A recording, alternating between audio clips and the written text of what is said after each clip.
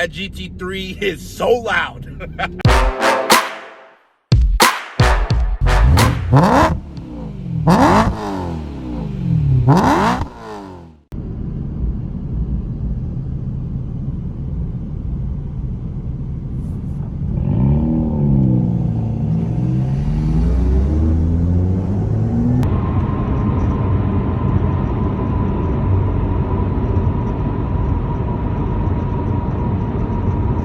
Your bumper off, but you still want to be legal. Zip tie it. That's how we do it, guys. We zip tie. So I was the last one to make it here. I went to McLaren meetup before coming here. I think I saw Boosted Sam at the Lamborghini meetup. So cold, my lips actually. And now I met up with them at Starbucks at Legacy. We're about to make our way to the event. See how it is. We got a pretty good lineup of cars, so it'll be pretty exciting. I'll show those when we get there.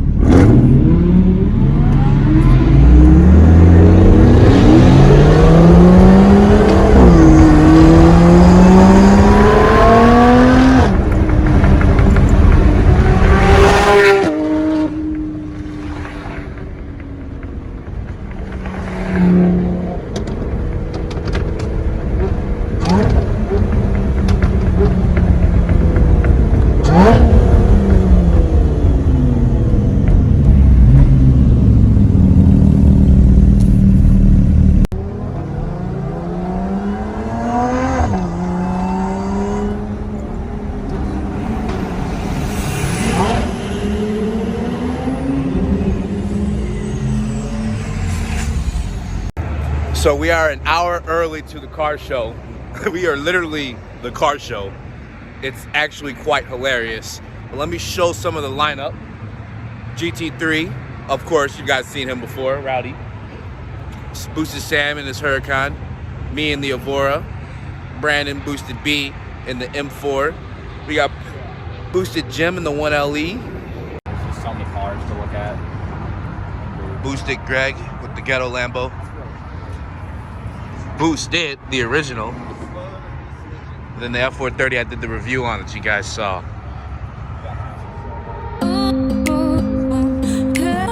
It's actually nice out, at least.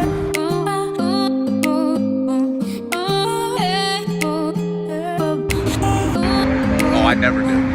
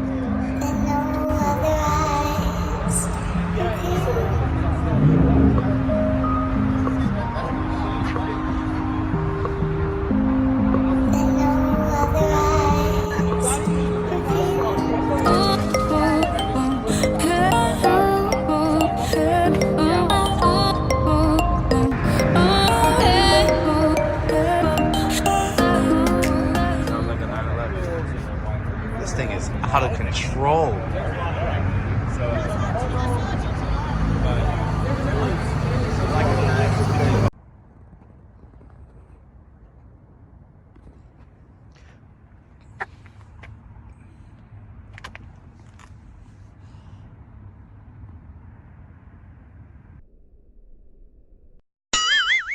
Currently in my Lotus Evora.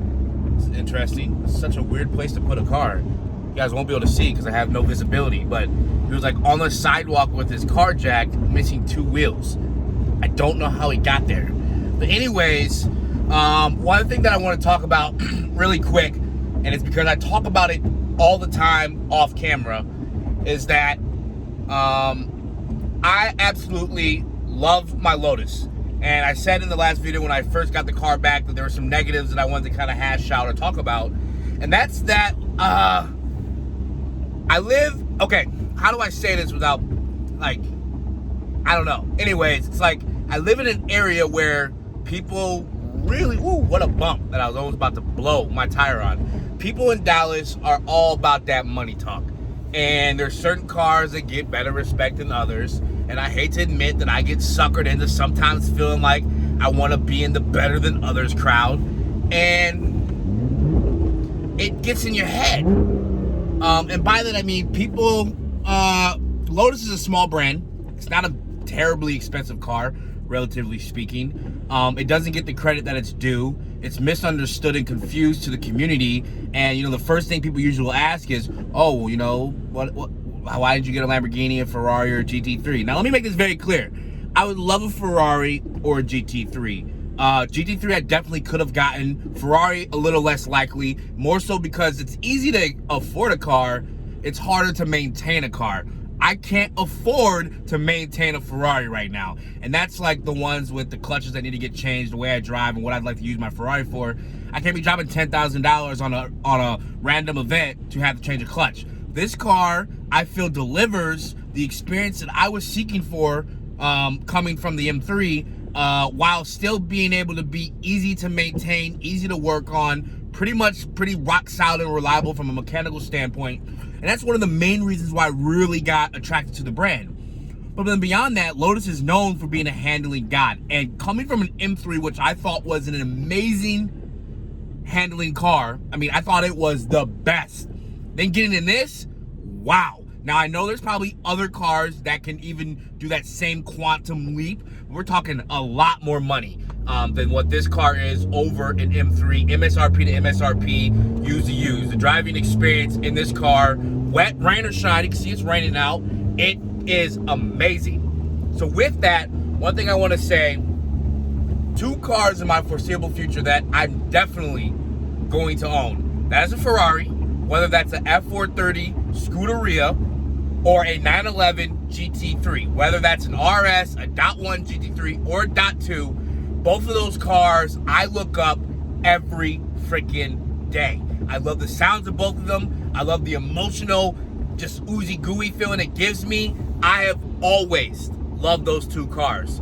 Lotus was one of those cars that came in later in my career of car loving that I just kind of fell for. It wasn't like the, you know, the high school girl you always wish you talked to, but the one that just showed up and happened to tick the boxes and you're like, I'll give it a shot. And so far, because of that, that's where I struggle with, you know, am I going to keep the car? Am I going to mod the car? Am I going to offload it and go and get one of those other 2 cars I talked about? And it's a nightmare in my head. It's a nightmare when I talk about it at home. I'm just not in a position to want to take that leap. Despite how unfrugal I look, I'm pretty frugal when it comes to how I spend my money. And I mean, when I think about the Lotus Evora, how much does this cost me? And I think, okay, if I go to get a GT3 or a Ferrari, how much more is that gonna cost me? And then how much better is the car really? I'm afraid I don't really know that. And then because it's such a dream car of mine, what if it under-delivers? You know, I kind of enjoy the infatuation of like the chase, the waiting, and I would love to be able to keep, I'd love to be able to keep this Evora and own that car. So that's just kind of where I feel. That was a long 5-minute ramble. But that's what it is. I'll probably have a little bit more to say after I get out this traffic and get myself home. Okay, so another thing that I kind of wanted to talk about was that there's something that's like deep within me. It's like I feel like I have to do United States a service by building and modding an Evora.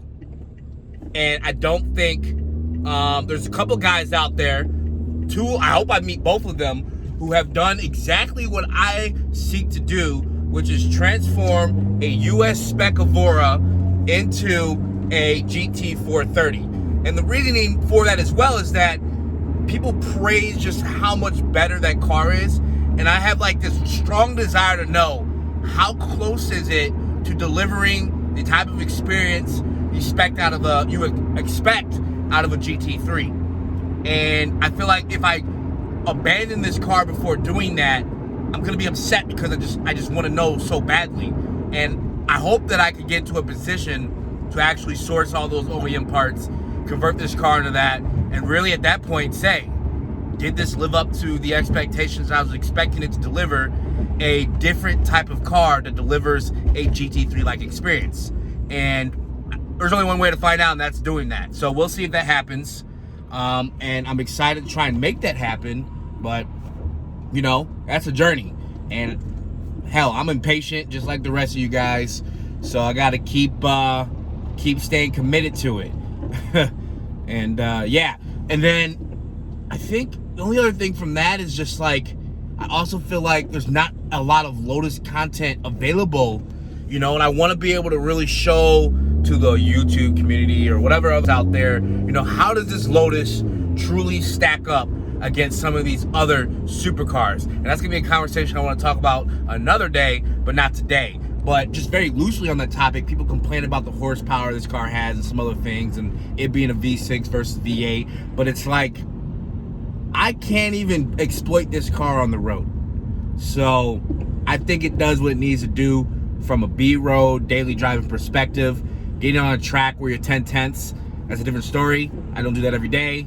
And so I can't even argue that conversation. But on the road, this thing got the juice. I enjoy it more than I enjoy driving the M3, even though it's down 200 some horsepower. So volumes about this car versus the M3, which I do have to get a real back-to-back driving experience of this car versus the M3 soon, as well as this car versus, you know, one of the most famously known everyday supercars, the Lamborghini Huracan. And Boosted Greg, I'm calling you out. Should have been able to do this video. And then even Boosted Sam to do a comparison between a not so loud Huracan to a louder Huracan and see how that goes. But anyways, guys, thanks for staying, you know, involved on Travis rants in his car as he sits through traffic on a rainy day.